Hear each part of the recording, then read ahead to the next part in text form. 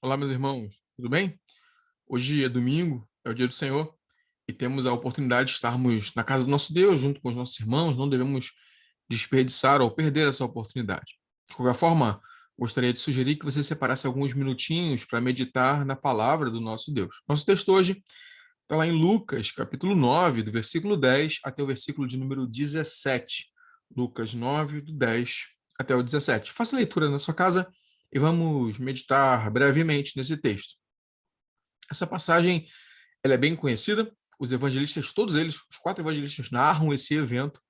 Jesus ele vai multiplicar pães e peixes, 5 pães, 2 peixinhos, vão alimentar uma multidão de 5.000 homens e mais mulheres e crianças. Facilmente a gente tem aqui entre 10 e 15 mil pessoas. É um dos grandes milagres de Jesus, talvez um dos mais conhecidos. É interessante que o texto começa dizendo que os apóstolos tinham voltado, e agora acontece esse fato. Voltado da onde? Os versículos anteriores nos lembram que eles tinham ido para pregar o evangelho e curar os doentes. O Senhor os havia enviado. Agora que eles chegam, Jesus reserva para eles, ou Jesus, o texto parece indicar que Jesus pretende levá-los para algum lugar para eles estarem ali juntos, descansando e em comunhão, discutindo e conversando as questões que tinham acontecido. Só que a multidão, sabendo, vai atrás deles. Naturalmente, Jesus já sabia de tudo isso.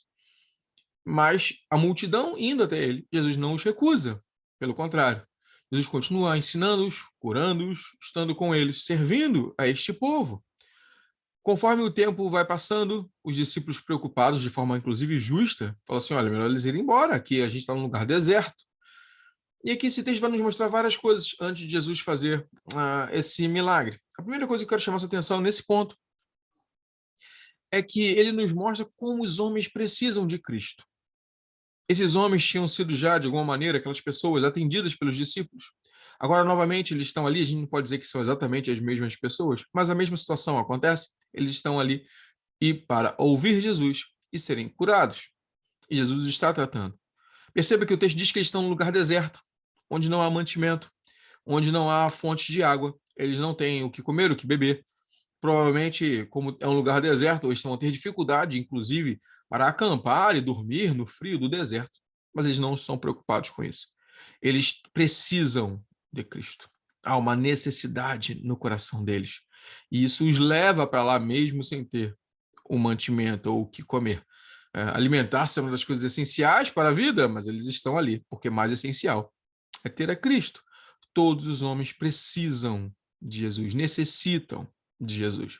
E aí o texto prossegue, e o Senhor diz a eles: sirvam vocês mesmos a eles o que comer. Ora, os discípulos não têm mantimento para alimentar aquela multidão, eles não têm dinheiro para comprar, nem onde comprar comida para toda aquela gente. O que eles vão fazer? Jesus diz para eles assim: sirvam vocês mesmos. Jesus sabia o que ia fazer. Ele sabia que iria multiplicar 5 pães e 2 peixinhos, que aquilo era insuficiente para a multidão. Sabia que toda a multidão seria alimentada, mas ele quer ensinar algo àqueles discípulos. Sirvam vocês. Eles parecem que não entenderam ainda. Eles haviam servido a multidão, pregando e curando. Agora eles precisam continuar servindo de outra forma, distribuindo os pães, alimentando aquela multidão, mas precisam continuar servindo. É assim que Jesus escolhe. Ele podia ter orado, ter descido o maná do céu, como aconteceu no deserto. Ele poderia ter orado e o pão poderia ter aparecido dentro da bolsa de cada uma daquelas pessoas, dos viajantes, ou na mão de cada uma daqueles viajantes, como tinha acontecido com a moeda na boca do peixe naquela ocasião com Pedro, você lembra? Ele quis fazer isso através dos discípulos. Note, 10 a 15 mil pessoas, 12 apóstolos.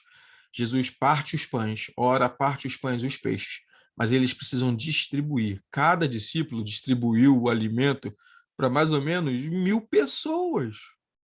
Eles estão servindo aquela multidão. Não é um trabalho fácil. Eles estão servindo aquela multidão. O Senhor nos chamou, a mim e a você, para servirmos aqueles que estão famintos por Cristo, aqueles que estão necessitados de Cristo. Não quer dizer que é um trabalho fácil, mas o Senhor nos chamou para isso. Nos chamou a pregar o Evangelho, a anunciar, a trazer Cristo, que é o pão da vida para essas pessoas. Somos chamados. O Senhor poderia ter feito de tantas outras maneiras diferentes. poderia ter dado essa tarefa aos anjos, poderia ter feito com que isso fosse transmitido automaticamente para aqueles a quem ele quisesse, colocando essa verdade nos seus corações e transformando as suas vidas, mas ele escolheu usar eu e você para essa tarefa. Os homens precisam de Cristo e nós, a igreja, fomos escolhidos por Deus, chamados por Deus, para servirmos a essas pessoas, conduzindo-os a Cristo, que é o pão da vida. E o texto termina dizendo que eles recolheram do que sobrou 12 cestos. 12 apóstolos, 12 cestos. Eles recolhem mais do que tinha no início. Eles são recompensados pelo Senhor. Todos nós seremos recompensados pelo Senhor por aquilo que temos feito. Não como um salário, não como um merecimento, mas como prova do amor de Deus por nós. Como prova desse amor que nós espelhamos de Cristo, que também nos alcança. Se nós distribuirmos e espalharmos Cristo para o mundo, também receberemos de Cristo e nos fartaremos dele. Continue pregando o evangelho, continue mostrando o amor de Deus, continue estendendo a mão aos que precisam, continue sendo uma testemunha viva, um discípulo de Cristo por onde você passar, porque os homens precisam. E no fim, o Senhor irá nos recompensar por aquilo que nós estamos fazendo. Não pelos nossos méritos, mas pelos méritos de Cristo Jesus em nós. Vivamos assim, para a glória dele. Amém.